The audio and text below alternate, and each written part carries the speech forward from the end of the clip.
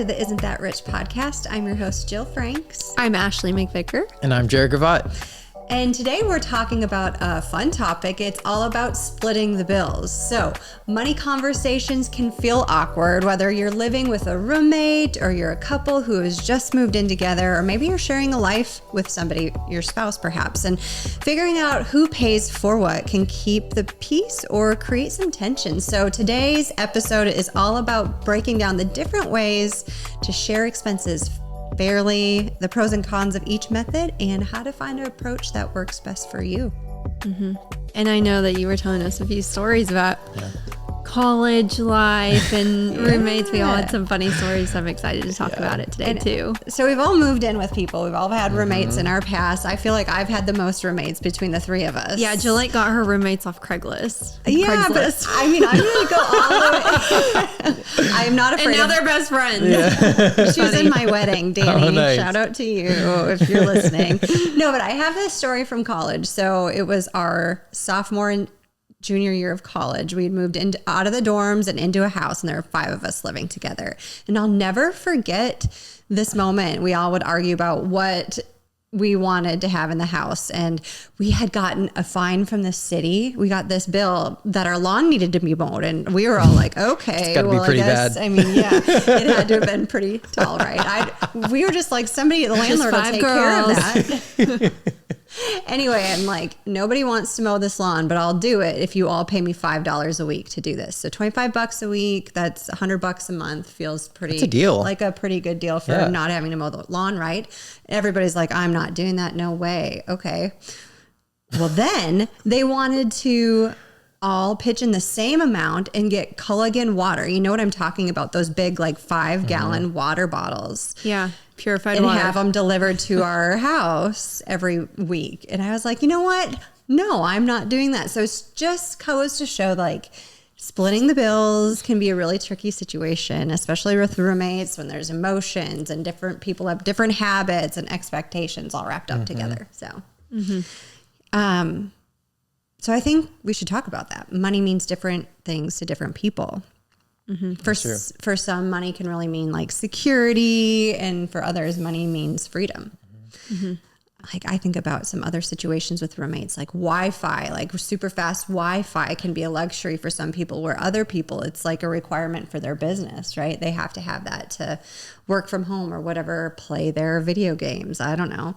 I'm like fixated on your water story. Like those people want the water, and what if you don't want the water? Are they going to monitor if you drink some of the water, right? Or are you going to stick to your Brita filter? Right. And that's what I did. We had those Brita water pitchers, we had it in the refrigerator, and it would always be like filtering water. You know, you'd always run out of the water so fast. And so I get it. But at the same time, I was like, okay, we've got this bill from the city. We're getting fined because, like, what's more important, right? So your values and how you spend money. And absolutely. Yeah. 'Cause it's like, do you guys want to keep getting fined for this and not having our grass mowed? Yeah. What's the deal? Right. It just creates some sources of tension, especially with roommates. Yeah, I think that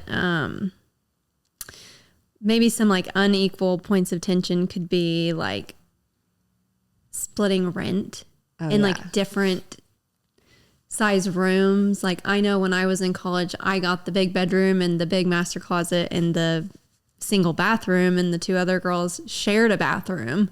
And I think we all paid the same amount in rent. Oh my and gosh. that just wasn't an idea of mine. And they're like, you get that room. And maybe they were scamming me and I was ending up paying more and I didn't even know. But no, I know they like ended up getting the garage, but yeah. I've been in a situation like that too, where I was first time moving in a house with like 5 other guys. I was in an unfinished basement. You guys have lived with a lot of people or anything. I think I was paying the same as everyone else in the rest of the house with normal bedrooms. But, you know, I was just excited to not live at home anymore. It's like I'm in this beautiful basement all to myself. But then I've been in situations too, as I was trying to leave that house, there was this amazing apartment that I wanted to move into. I couldn't afford it myself, and I didn't really have other friends. So I had a friend that was willing to move in with me, but he couldn't afford half. So I ended up like taking the smaller bedroom. He got the bigger room, but it was like this. Backwards. No, it was like this. It was like this. To pay half, I ended up taking the smaller bedroom, and he took the bigger bedroom with the bathroom and everything just so we could live in this apartment. Okay. So it was Wait, worth but the he couldn't pay compromise. half? He couldn't. Well, he did pay half, but And he got could the only, bigger. It was like he could only pay half. Like it wasn't like He could pay $60 yes, more a month. Yeah, to and have I the couldn't bigger. afford like to pay more. So it was Oh, like you okay. couldn't. Okay. Yeah, so like Sorry. we basically was like okay. It's like, I think you got scammed. I couldn't pay like the whole apartment. You know what I mean? Okay. So I'm like, okay, I'll do the smaller bedroom. That's fine. I'm willing to compromise that to live in this apartment. Yeah. So we agreed and we talked about it, that kind of thing. But my bedroom really wasn't even like technically a bedroom. It was like a dining room. It had like two like glass doors. It was like a den. It was like a 1 bedroom plus den. Is what I mean, it was fine. Yeah. So, that's one of these unequal points of tension is like, should rent be 50-50 if one earns double? But it's like, it depends on who you live with, right? Are you living with a spouse? Are you living with your boyfriend? Are you living with a friend? Like, conversation you have to have. Another one is like, one dines out all the time. The other one wants to cook at home. We all know it's probably cheaper to cook at home.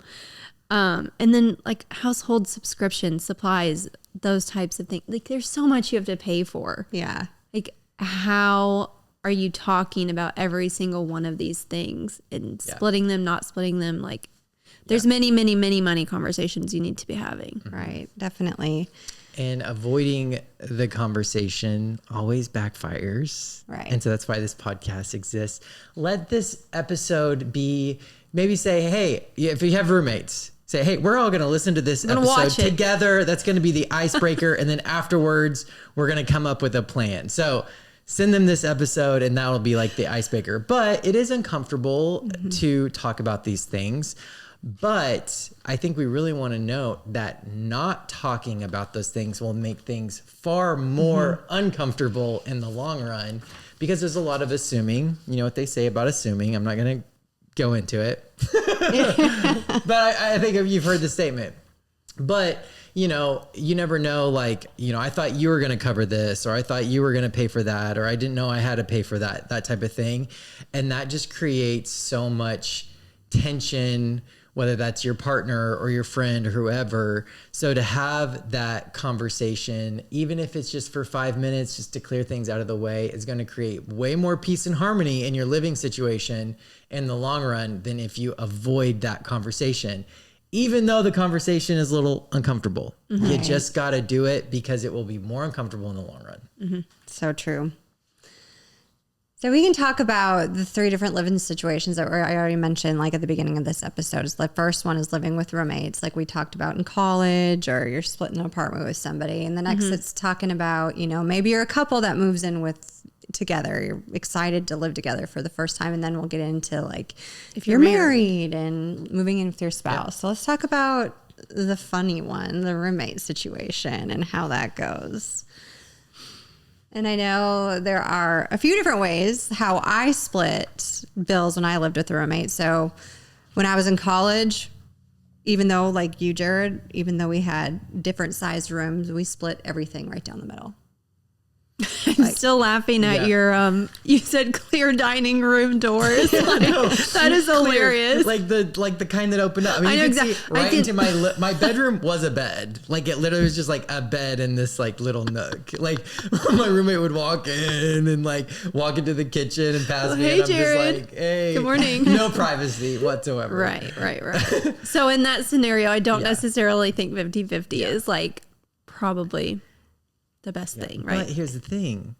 I mean, I know a lot of people who live in like New York City, like to find good apartments is like so hard. So like to do whatever you can to even get in this apartment or an affordable apartment, sometimes you have to make certain compromises. Absolutely. I just saw a post, maybe you guys have seen it too, and it was this super large age gap of roommates is like this new thing. These like older people are maybe lonely or they want someone to live with, and these younger kids like cannot afford to have a studio apartment, but 54 square foot apartment, and so like they're living with I'm like, It's just such a different world in Right. some of these places to pay for a place. And that's not the point of this Sounds like podcast, a but sketchy Craigslist ad. You're like, okay. I don't know what my algorithm is. Yeah. Anyway.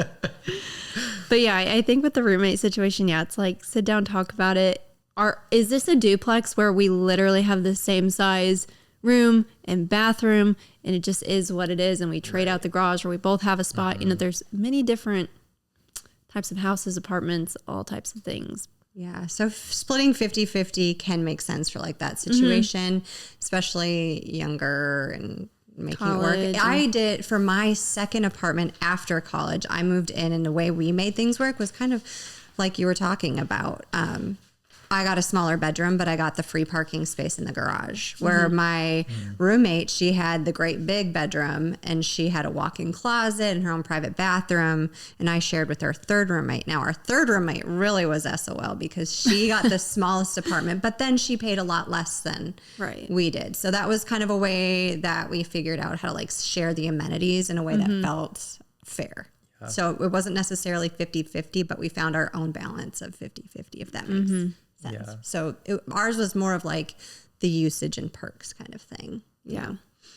I think there's lots of great apps and tools to split money. Like if you guys are kind of on the same page about splitting things, like obviously Venmo's a good one. We have P2P, just send people money, or Splitwise. Have you guys used Splitwise? I have. Have you used it? I've never used it. I've heard about it though. So I love Splitwise because we went on a trip. So my brother got married a couple of years ago in Scotland, and it was so impossible, you know, with changing currency and all that stuff. It was so much easier. Like we just would take turns paying bills, and then you would just go on Splitwise. You would add everybody would get a text, and then this group text inside Splitwise would go on, and you would just add who paid for what, how much it was, and then how you wanted to split it. And it was so much easier than having to like nickel and dime everybody every chance, you know. And then I've had people talking about going out to eat and splitting bills, and that can get tricky too. Yeah. Well, I think because like on the bachelorette trips I've gone on or wherever in bigger cities, a lot of the time they won't let you split. Right. They won't let you split a bill. You all can't get your own individual bill. They bill the table.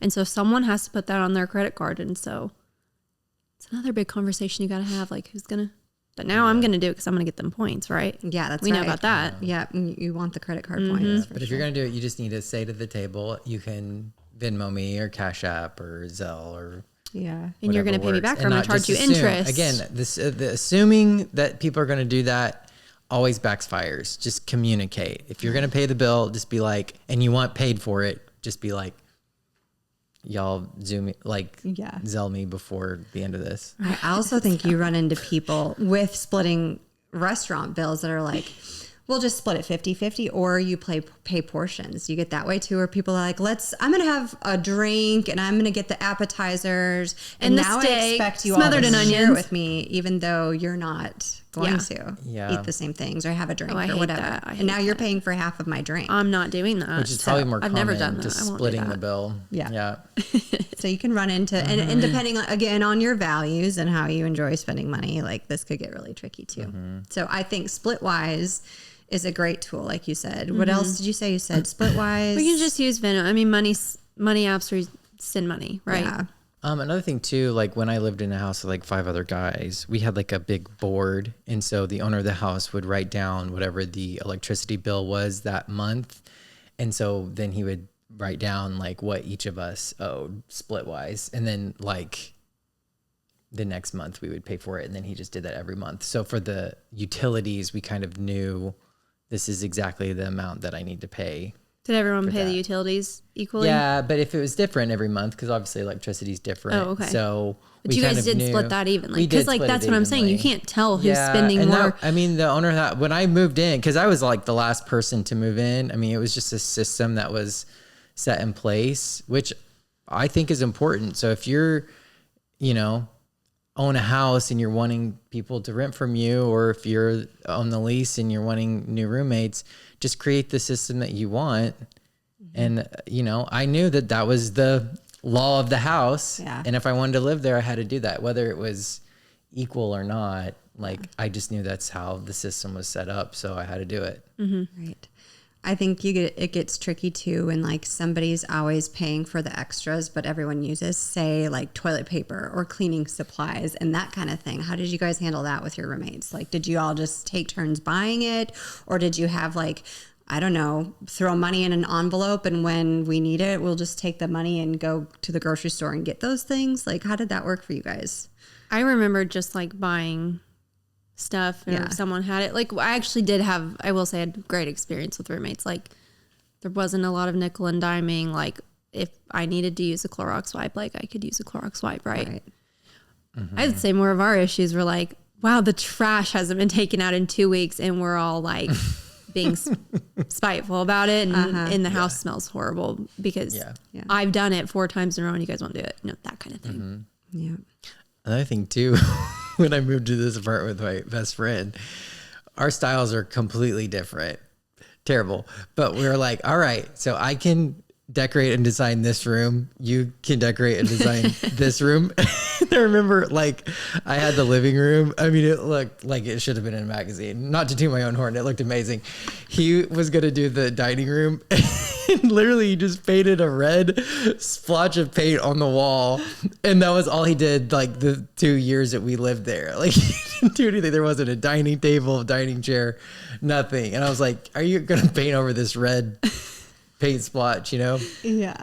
But that can be another thing too, you know, like who's, as far as furniture or decorating or like just have an agreement. I mean, obviously the agreement kind of backfired on my part, but I appreciated that we had that agreement of knowing kind of those boundaries of who gets to do what or that kind of thing. Because I could see it going really poorly, you know. Maybe you're in charge of, you don't have that agreement set up and all of a sudden you go out and you buy this beautiful, you know, sectional couch and now you're expecting your roommates to pitch in for that. And then we had a conversation about this afterwards. So you contribute to this house in a way that you're living with people that you're never going to probably live with again or have a future with as roommates.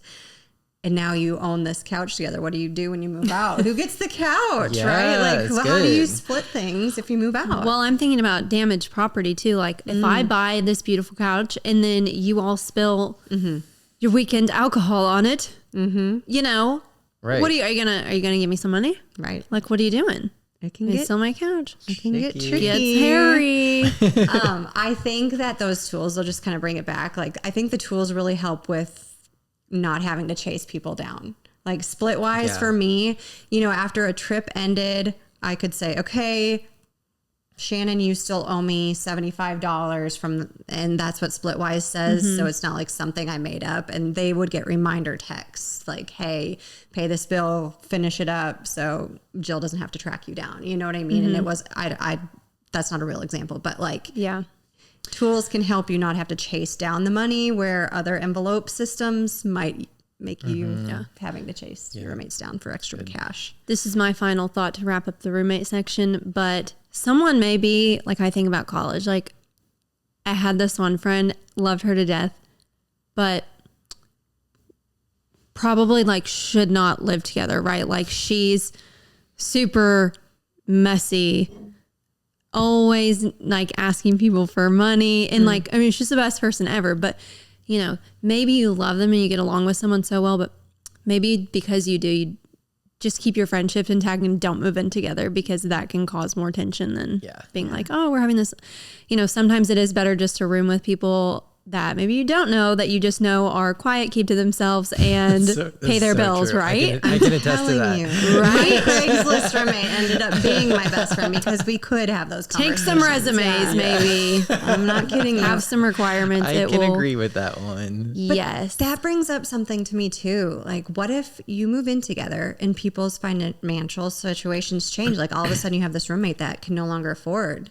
Like, I think making sure you have even those kind of situations figured out ahead of time. Like, if you can't make ends meet, this is what we're going to do. Do a hard pull on their credit, right? We have to sublease your apartment, Charge but you have to give us 30 days notice. Things like that, though. Like, I mean, I've been in situations where one room has had multiple people go through it because either they got a different job and had to move away or, you know, so subleasing that room, make sure that your original lease is able to let you sublease too. So having those conversations ahead of time is important.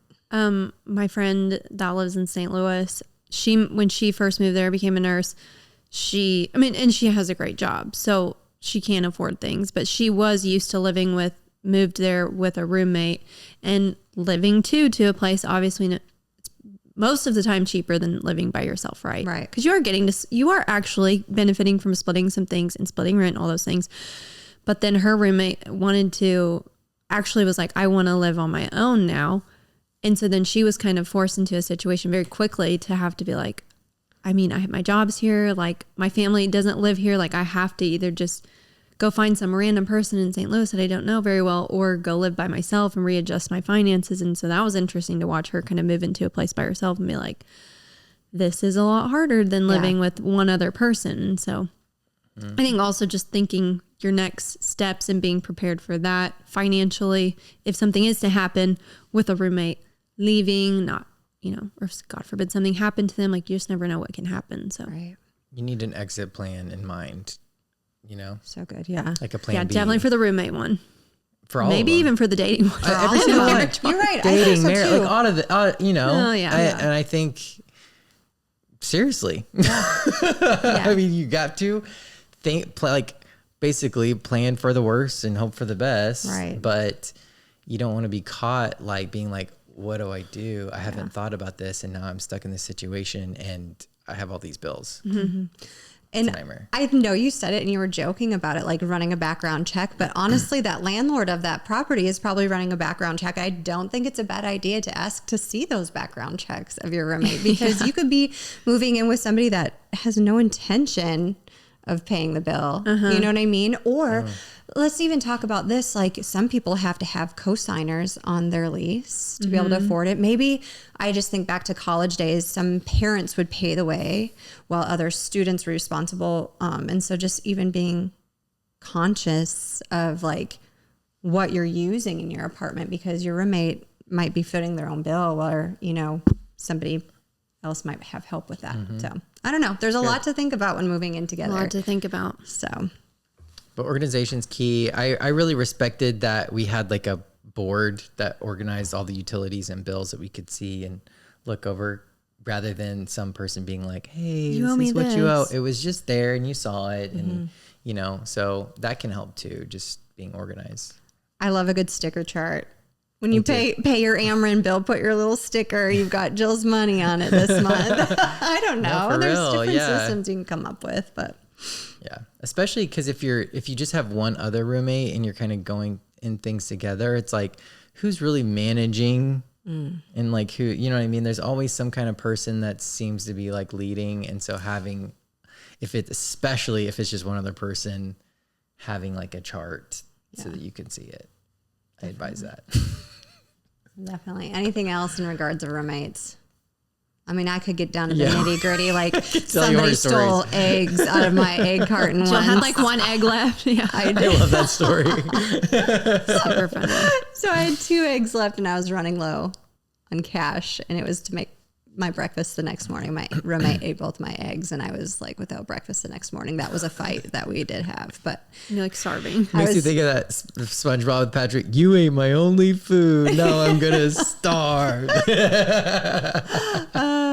funny. I haven't watched that. The fights we had with our roommates, I right? haven't seen that. Typical. It's good. Okay, I think let's talk next. about the next one. This one. I feel like next level. Couples that aren't married. Ooh.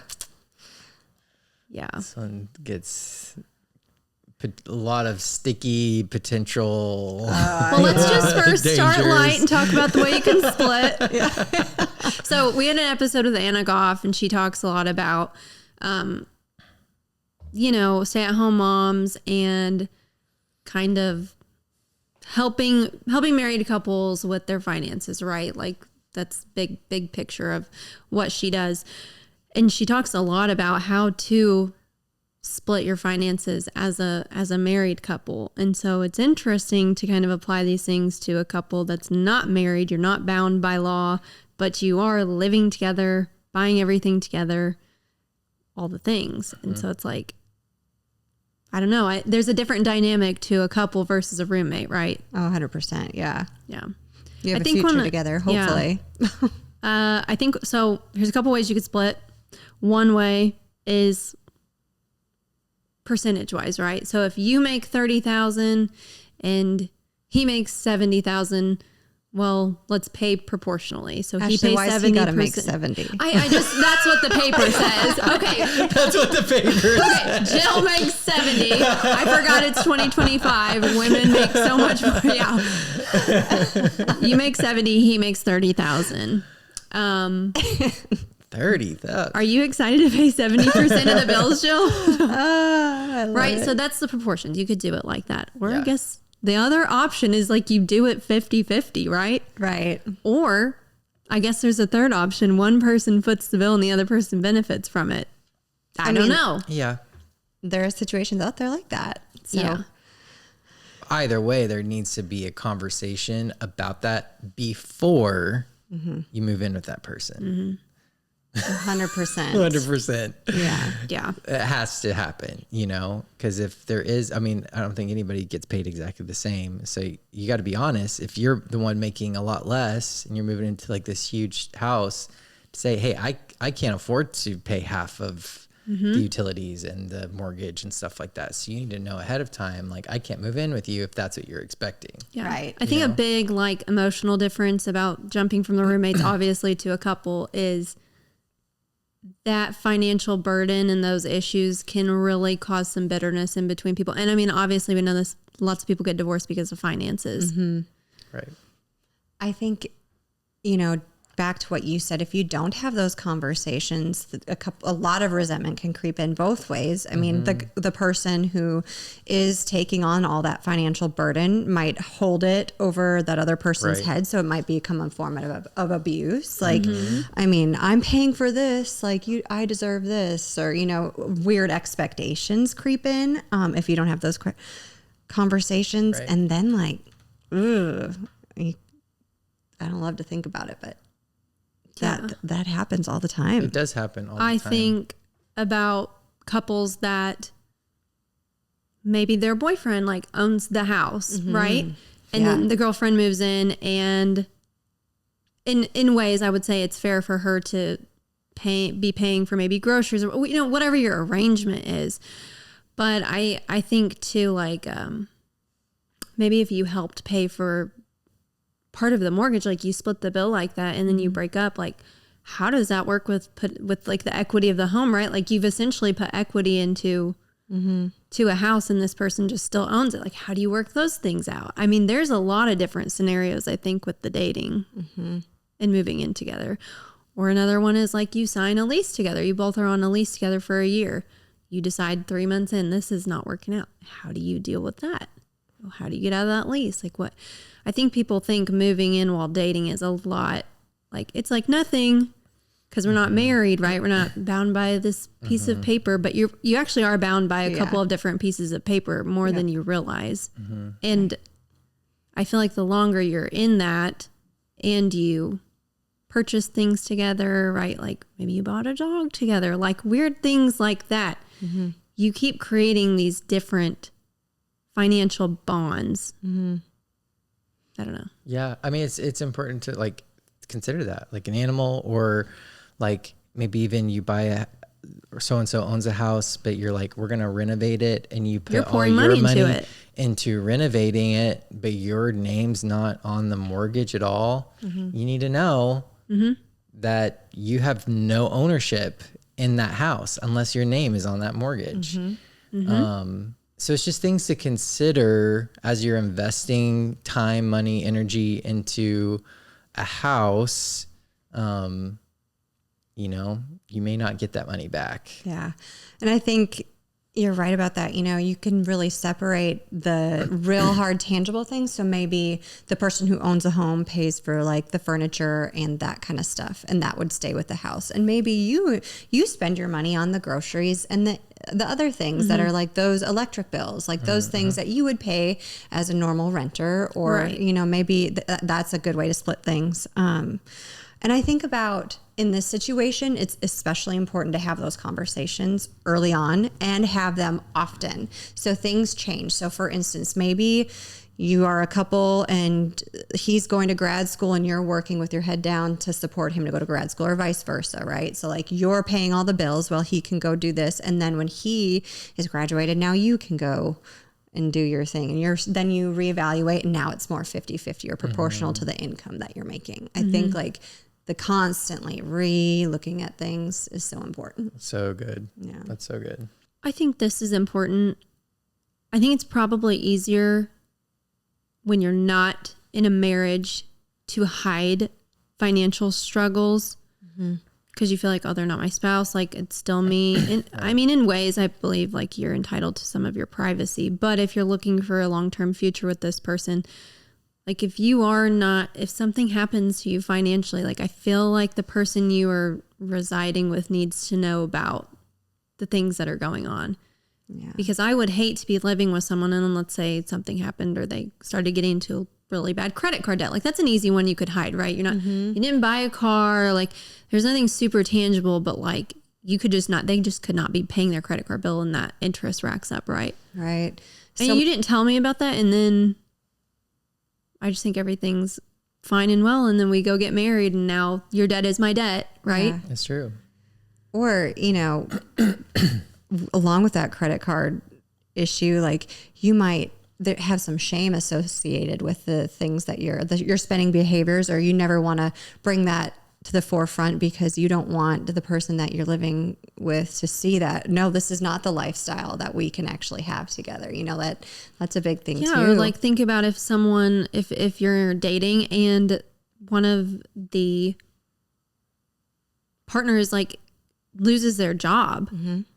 How do you manage that as the other partner that's like, okay, well now I'm going to have to pretty much take on full responsibility for this person that's not my spouse. And many people probably are for a while okay with that. And hopefully that person is looking to get a new job. But what if they don't for 6 months, right? Right. Yeah. Right. There's so many things to manage. Well, because like I think a lot of times, you could be like, oh, I make this amount of money per year and you make this amount of money per year. And our utilities are this, but like you're saying, there are other things. Maybe so-and-so got a degree and has at the most like Ivy League school and now has like so much student loan debt. Yeah.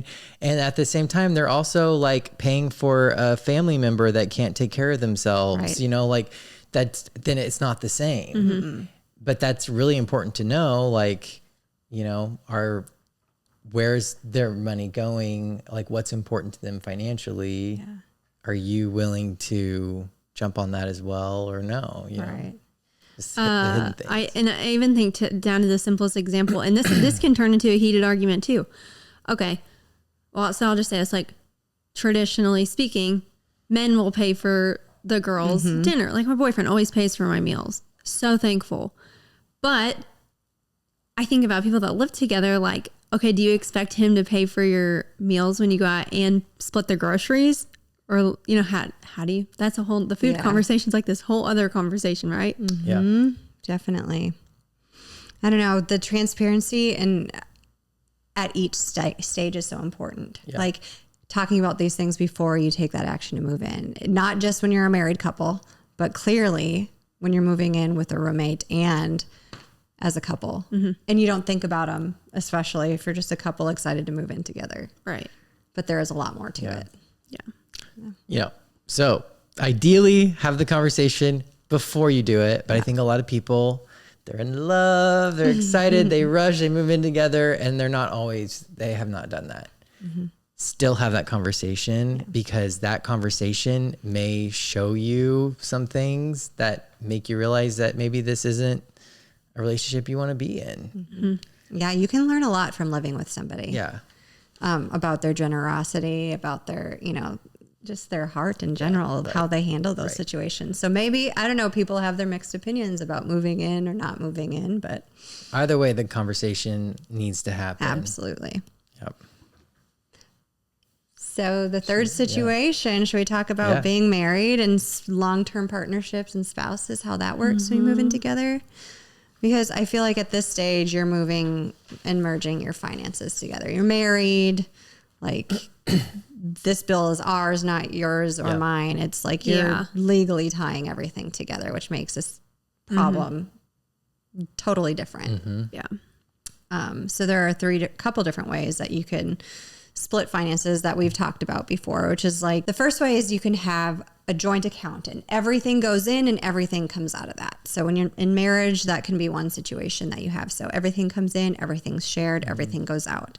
Another way to set things up would be have a joint account where all your income comes in. And I know Anna Goff talked about this in her episode as well, as like you have a main account and then you have separate accounts for like your fun money. Like, so you can save for something and you can buy things, whatever you want to save for you. And then you could even have another account for your goals. So maybe you have 4 accounts total, your joint account, your separate account, and then your goals account. So you can really save for things, have a certain percentage going to each other, and then a certain percentage going to like savings goals.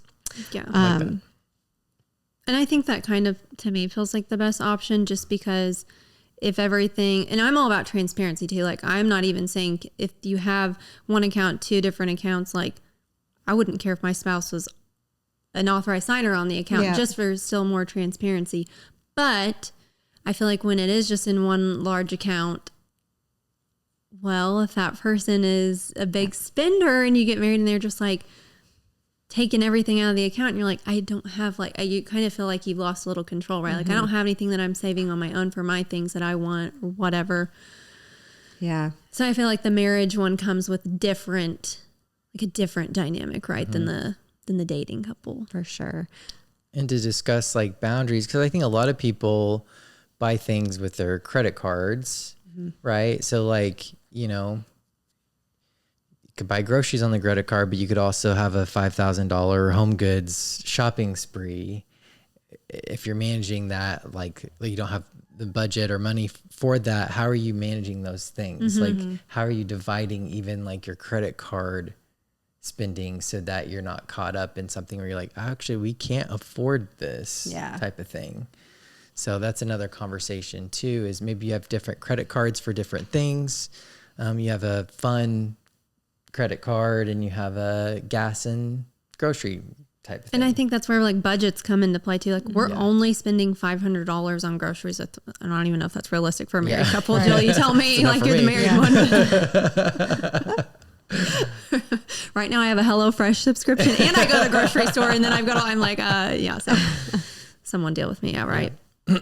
No, but I think that's true. And another thing people have to think about when you get married is that entire episode we had with if somebody stays home and takes on those responsibilities while the other person goes to work, or how are you also considering their future and giving them money and putting value towards the things that they're doing to help your household run smoothly. Good. So I think not only just if you're both working, because that's not always the situation, right? So making sure that you're cognizant before you get married to have the conversations about how do we value savings? What are some of the goals? What do we do about spending? How are we setting up our accounts so there's transparency and no room for secrets to creep in? I'm even thinking about when children come into the to the equation. Like I just couldn't imagine being like, well, I'm going to pay for the kids this, you're going to pay for the kids that. Like what? They're the kids. Like they're our children. Yeah, pay for it out of the account, right? Right. Come on, people. But you're right though, Jared. Like debt can creep in, and not everybody's allowed to be on each other's credit card. Like I can open a credit card in my own name, and you would never know about it unless you sit down to have the money. And that happens to people. Oh yeah. But now my debt, since we're married, is your debt. So you're responsible. Yeah. If something happens, it could be a bad pitfall. Yeah. I think there's a lot of things too in planning, like things to plan for when you're married together. So that's retirement.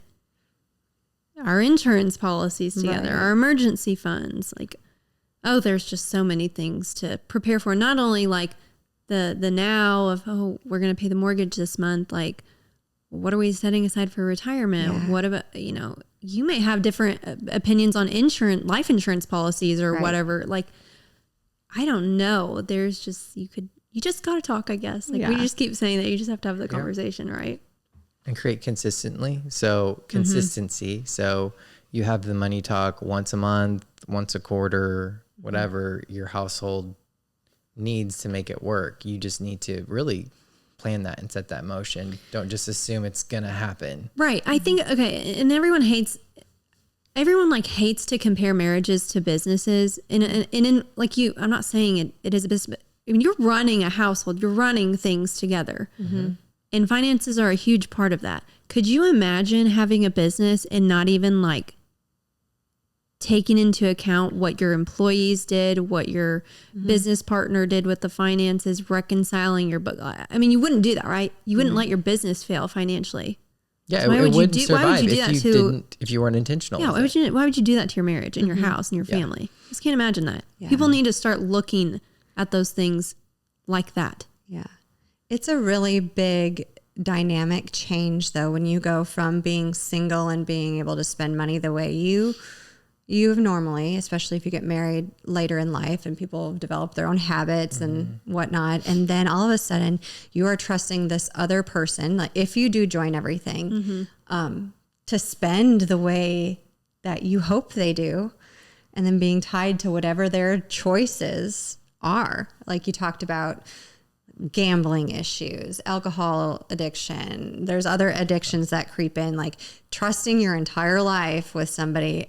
And people go into these situations completely blinded. And, you know, like you said earlier, they're in love. They want to move in. They want to get married. And they don't see past the wedding bells, right? And there's so much more to consider before getting married. You've seen the SNL skit where, you know, I'm sure everyone has seen those commercials where they like buy the Lexus and they put the little bow on top and usually the wife's like, oh my God, Alexis, you know, but in the SNL skit, she's like, you bought a Lexus without talking to me? She's like, we can't afford this. Why would you buy a Lexus without talking to me? Right. She's like screaming at him. But I'm like, that feels more realistic. Yes, like, it's not I don't know why these car commercials like are always like gifting people with these like high-end cars to their spouse. Because it's not realistic for 99% of Americans. Right. And so like those are huge decisions that you make as a family, as a couple. Those marketers, man. Those dang marketers. But I was just laughing at that. She's like, we can't financially afford this Lexus. Why would you do that? That's so perfect, Jared. So true. It's so true. Good point. So don't go buying a Lexus for your spouse unless consulting with them first. Stop surprising people with debt. Yeah. For real. I love it. That's like perfect wrap of the episode, right? That right there. That's good. That's really good. So I think, that's it. Communication is key. Communicate. Again, it's uncomfortable, but it's going to be more uncomfortable if you don't have it. And that's the fact of it. Yeah. So absolutely. So to wrap this entire episode up, the things that we talked about, number one, communication is key. You should be upfront with each other early before you move in or make a big life decision.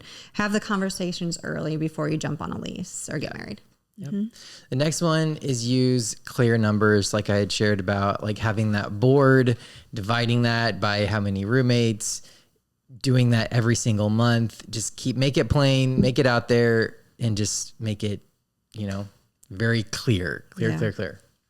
The next one is revisit when circumstances change. So if someone got laid off, if someone got a big promotion, whenever there is change in any kind of financial event, you need to talk about it. Yep. Right. Another tip we brought up was avoid shame and blame. Don't say you owe me and this is what you owe. And when bills are late, you need to say, I feel stressed about this. I can't pay this month and this is why. Be upfront about that instead of avoiding. Have you ever ran from your roommates because you couldn't pay a bill? I don't know. I've had people dodge me a couple of weeks because they couldn't pay a bill. So avoid that shame and blame and be upfront with things that come up when they are coming up. That's good. The next one is to kind of know what to do when someone can't afford their share, whether that's your roommate, your partner, your spouse. Have a plan and a conversation. So if you're going to cover temporarily, communicate. I can maybe help cover for a month, but after that, this. Or if your roommate be like, yeah, I'll cover it, but I'm going to charge interest. I don't know. However you want to communicate it. but to communicate what happens if someone can't afford their share. Is it a 30-day period? Yeah. That kind of thing. What's the grace period? Right. Or sublease your apartment or help find ways to solve it. Yeah, that's good. Yeah, and I think the last one's just like make it normal, not stressful. I think we shy away from so many money conversations, and like let's just talk about things. You're gonna have less stress, like we've been preaching throughout this episode, if you just talk about it. Yep. Make it normal. Yeah, make your check-ins normal with your roommates and your boyfriend and your husband. Yeah. And I really think it's less about how you split the bills, but or the exact method you choose, whether it's that 50-50, or you're paying the percentage, or you have joint accounts, whatever your decision is, just be open to having that ongoing conversation. Yeah. So, This is good. Yeah. Anything else you guys would add? Nope. That Lexus example is perfect, though. Don't buy a Lexus Don't buy a Lexus without consulting you. I love it. Well, this has been fun, guys. Yeah. Thank you all for listening. We'll see you next week. So, Jill, where do we go from here? Be sure to check out our show notes for this episode, and also be sure to follow us on social media and subscribe to our newsletter. And we'll see you next week. See you next week.